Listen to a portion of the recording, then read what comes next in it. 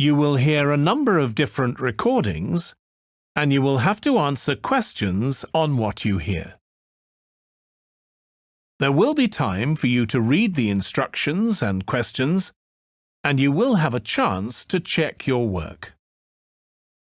All the recordings will be played once only. The test is in 4 sections. At the end of the test, you will be given 10 minutes to transfer your answers to an answer sheet. Now turn to Section 1.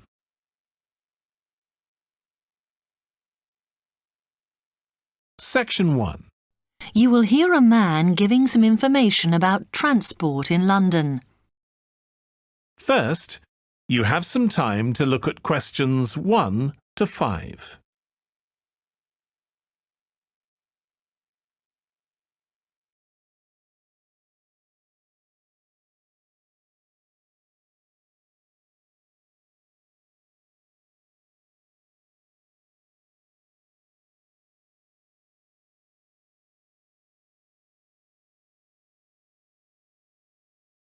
Hello, can I help you? Oh, yes.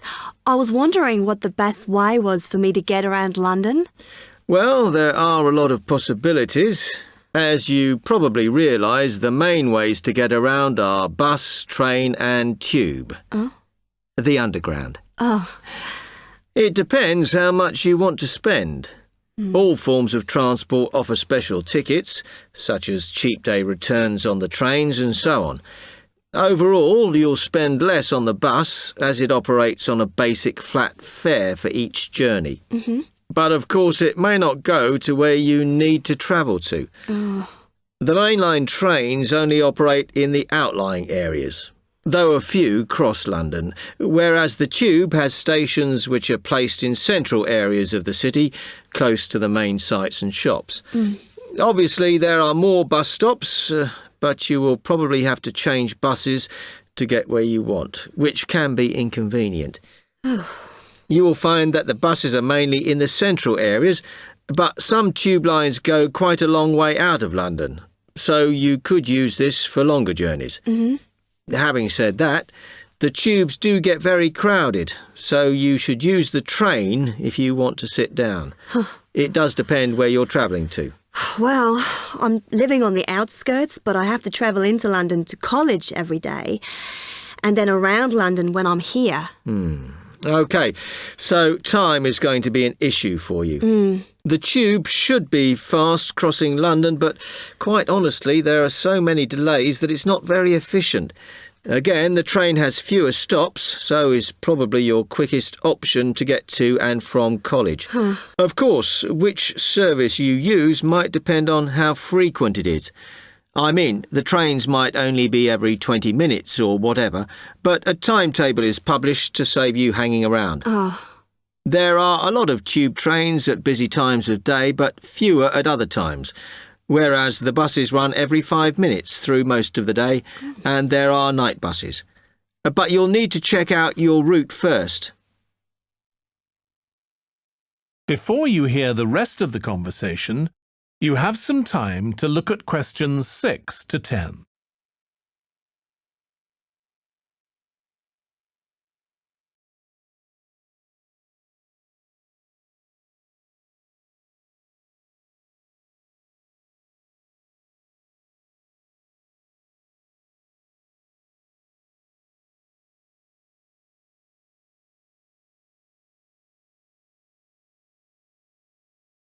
Now listen and answer questions 6 to 10.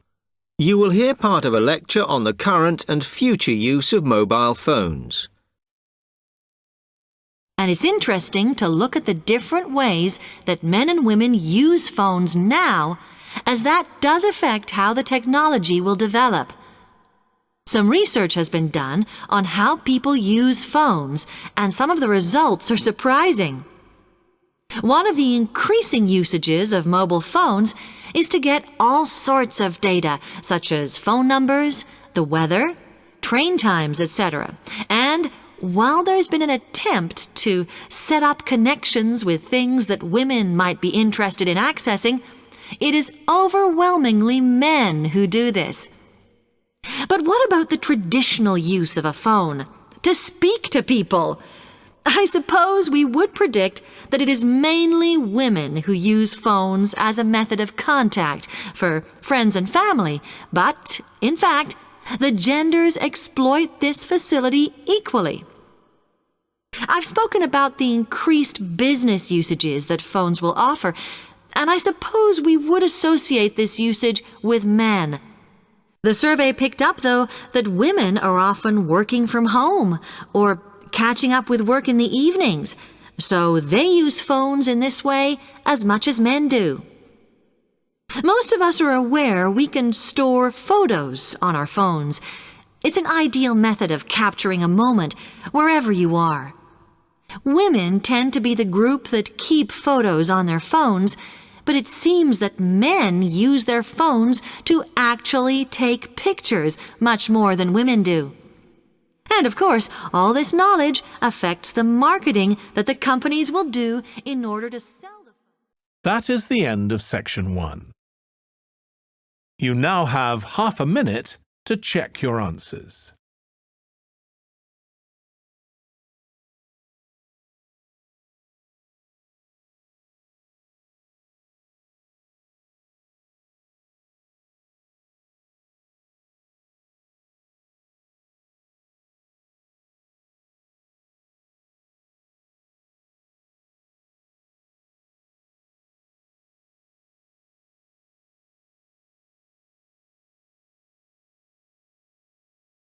Now turn to section 2.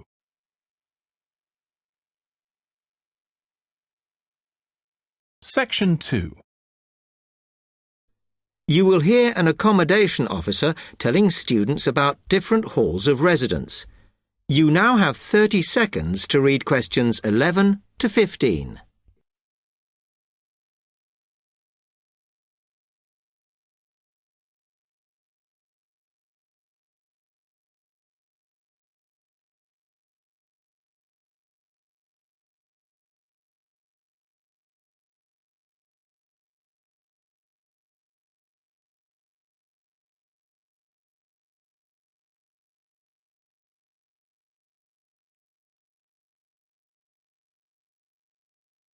Good afternoon, and welcome to Stanton University.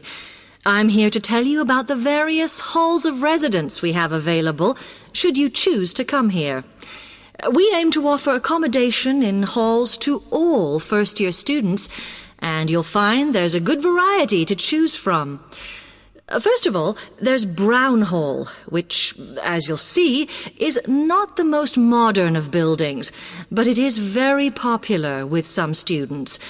It's got a good sense of community, some nice refurbished kitchens, and unlike the other halls, it has recently had a gym built in its basement. Another option is Blake Residence, which is built like a large house, and so everybody cooks and eats together. It has its own sectioned-off bit of private garden and is even more peaceful because this is an all-girls residence. Although, of course, boys are allowed to visit the hall and, I understand, frequently take part in cooking dinner. The largest hall we have is Queen's Building, and this has been upgraded recently. The original parking area has been built on so that the hall now has a large common room, and each bedroom now has its own shower room, which many students regard as a real bonus. A further option is the Parkway Flats, which won an award for design in its day. And this building now has a preservation order on it. This has meant that only a limited amount could be done to upgrade it, and the surrounding area is important, so parking is not permitted around the flats. However, the flats do have many extra facilities, such as a special computer room, a small library, and a self-service restaurant. The cost of breakfast, lunch, and dinner is covered in the fees for this hall, so it does look a bit more expensive. The last residence we can offer you is Temple Rise, which again is slightly more expensive than other halls as the rooms are larger. This has got very lovely views across to the coast, and this more than compensates for the fact that bathrooms here are shared between 6 students. However, the hall has domestic staff who clean the rooms once a week, so this is perhaps an attractive option for the messier amongst you. You now have 30 seconds to read questions 16 to 20.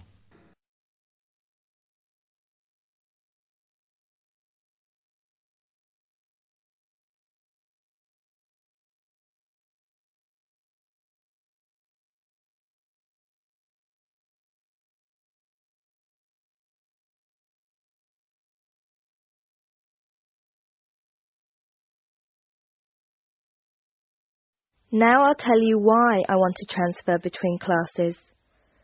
Mrs. Brooks, I really like my teacher and my classmates, but I find it very hard not to speak in my own language. I just begin to think in English when the class ends, and I'm surrounded by other people from my country, so it's natural that we all speak in our mother tongue. I have been looking around for a class where there are very few other people from my country, so I'll be forced to use English. The best class I can find is the evening class, which begins at 6 p.m.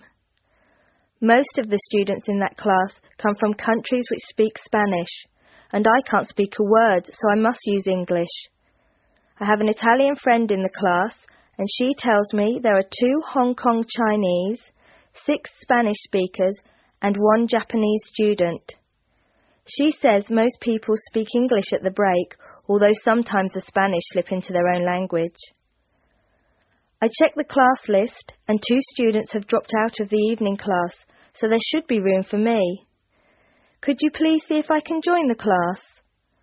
I'm not sure what the class number is, but the evening class I want is in room 305 of the Trotter Building. The class I'm in now is next door to the Trotter Building in Prince Tower, so it's very easy for me to find my way to the new class. I'm not going home until late today, so could you please leave a message for me at my friend Margaret's house? Her number is 812-7543, and she has an answering machine. I do hope you can transfer me, Mrs. Brooks. If there is any more information you need, please call me. Thank you very much. That is the end of section 2. You will now have some time to check your answers.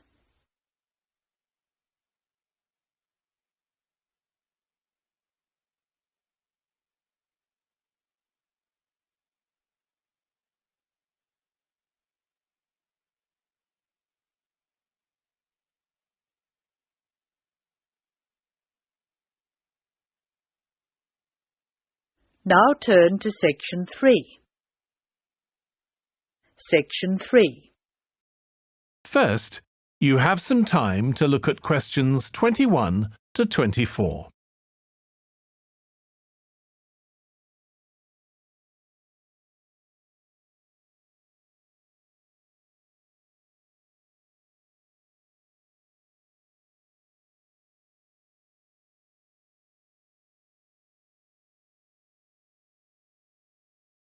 Now listen carefully and answer questions 21 to 24.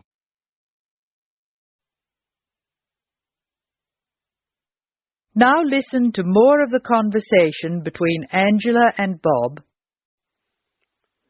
Why do you want to take leave, Angela? I'm going to visit my Aunt May. She's my mother's sister. She and her husband are my guardians while I'm here. Where do they live? About 50 kilometres from here, near Armadale. Do you have to take so long if they live nearby? My mother is coming with me. She's come for a holiday, so she wants to have some time with May. And I want to spend some time with my mother too. Aren't you going home soon? I've applied to extend my time here. I expect to go home in 12 months. Before you hear the rest of the discussion, you have some time to look at questions 25 to 30.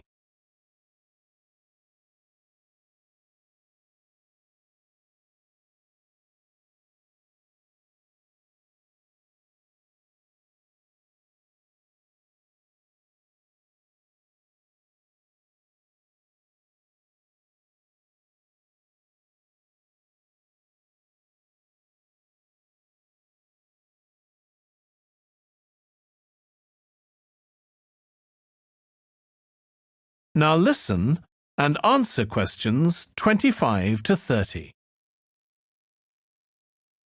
Okay, what do we have to do now for the project? What's the best way to go about it? Well, Professor Carter suggested we set up a focus group to get some in-depth interviews, but I think that'll take a lot of time. Yeah, I agree. If we did a focus group, we'd have to spend time deciding who to include in it, and it's not necessary to do one anyway. Oh, fine. And if you agree, I think we should get in touch with the businesses on the list Professor Carter gave us and ask them if they're prepared to participate. Sounds good. Then we can go there, give them questionnaires, and collect them later. Exactly. Okay. Then do we need to book one of those study rooms in the library so we can work together to input the data? Perhaps not, as I guess just one of us could just sort it out actually. Yes, that would be easier. A lot of what we're doing is qualitative, so it'll be writing up rather than statistics. No software for that, I'm afraid. And I think it would look better if we had actual shots of some of the staff, because we're citing appearance as a factor in employability, aren't we? Yeah, okay. I'll factor that all in when I sort everything out tonight. I'm glad we decided to work together. I think it's going to work out well. Yes, well, given that we had to work in pairs on this project, I think we were right to choose each other. We complement each other academically, as we're each good at what the other isn't. In fact, we should have tried working together before. Yes. Now, how shall we split the work? I'll do the analysis, shall I? Oh, okay. It's just that it might be faster, because I'm used to doing it. Although your English is better than mine. I need more practice at reading, really. Okay, I'll do the presentation then, if that's okay with you. Yeah, sure. I don't mind speaking in public, but I hate preparing all the notes for them. The thing is, the tutor said one person should do the whole presentation, and he said he expects me to do it because I haven't done one yet. No, that's fine. Now, let's see. That is the end of section 3. You now have half a minute to check your answers.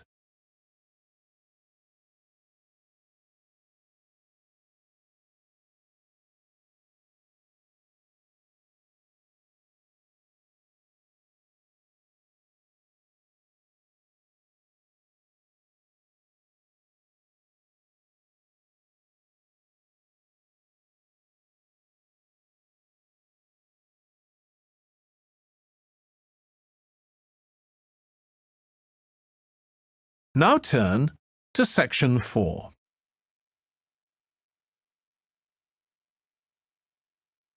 Section 4.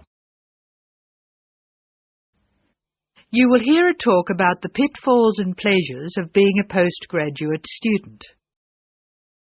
First, you have some time to look at questions 31 to 40.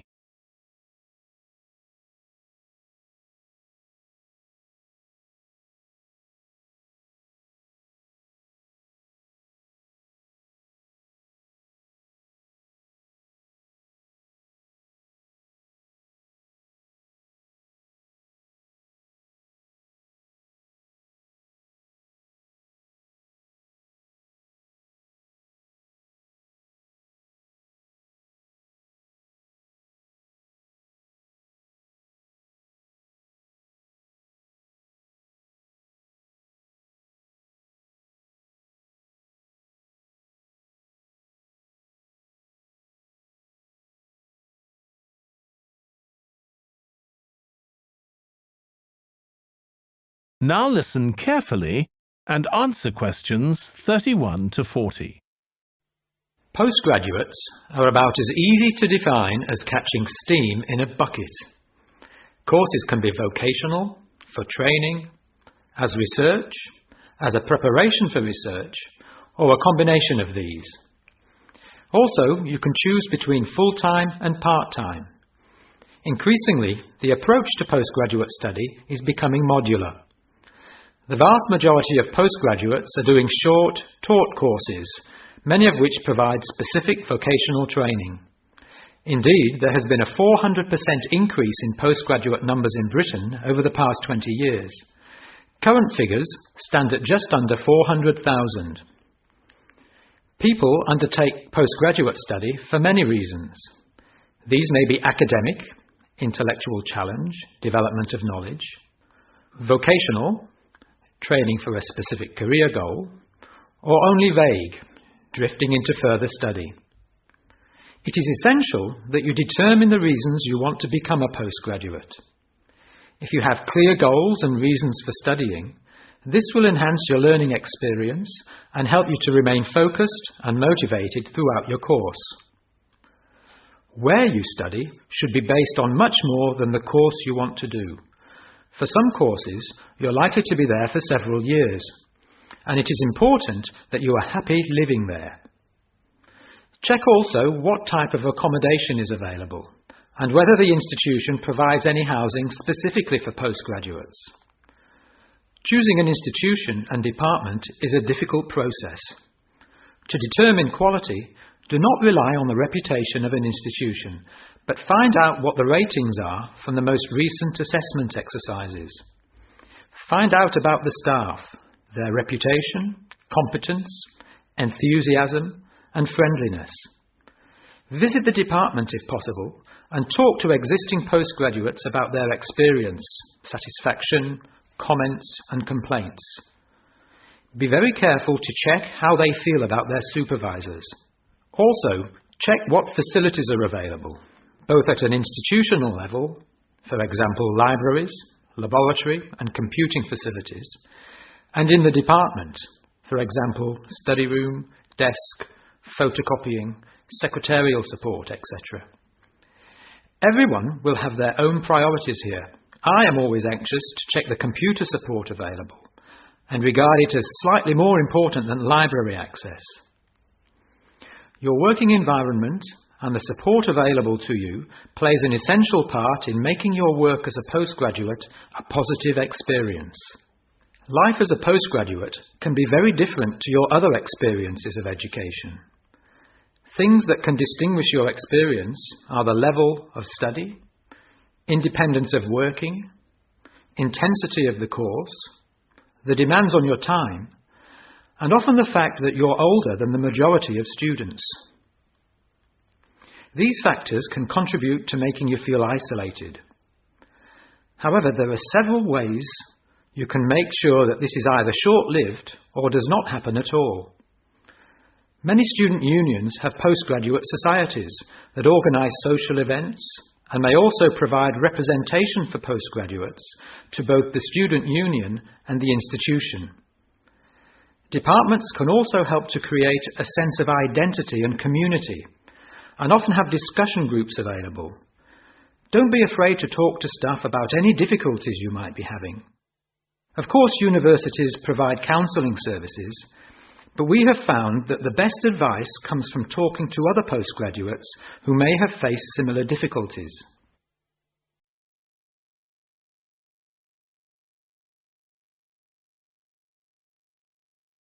Okay, now many of you will have heard about the predicted death of newspapers, as people increasingly access the TV and the Internet for their news. Today, I want to look at the USA, which has very advanced news sources, to see if this is actually true. In the USA, the main news sources without doubt are TV, the Internet, and the press. That is, traditional newspapers. And although they are each surviving and growing, they are also changing. Obviously, TV news has been around for a while, and the early evening bulletins, when people get in from work, are very popular. I suppose we traditionally think of the morning newspaper arriving on our doorstep with the daily news.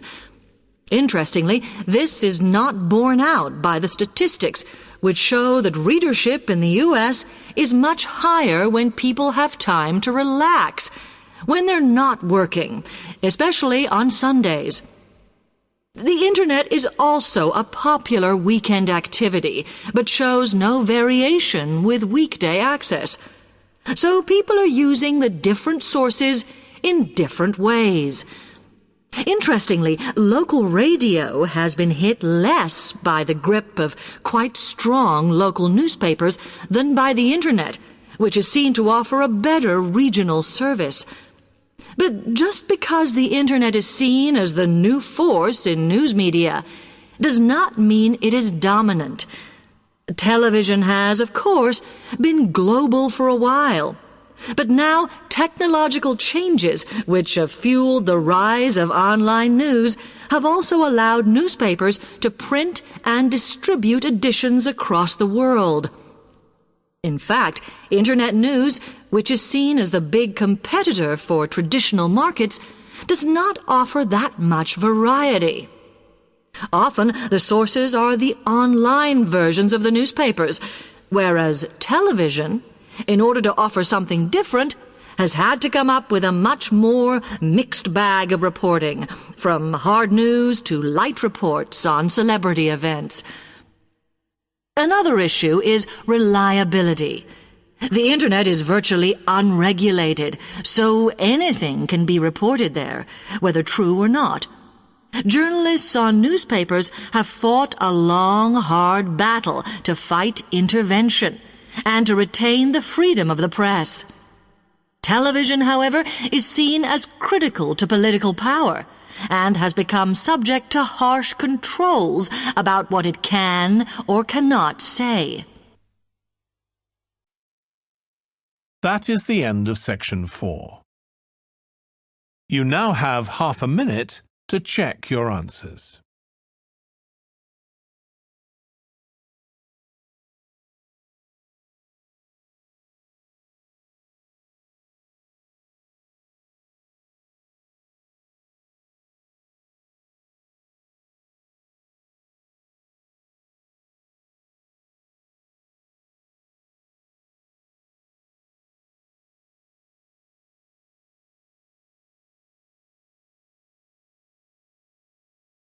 That is the end of the listening test. In the IELTS test, you would now have 10 minutes to transfer your answers to the answer sheet.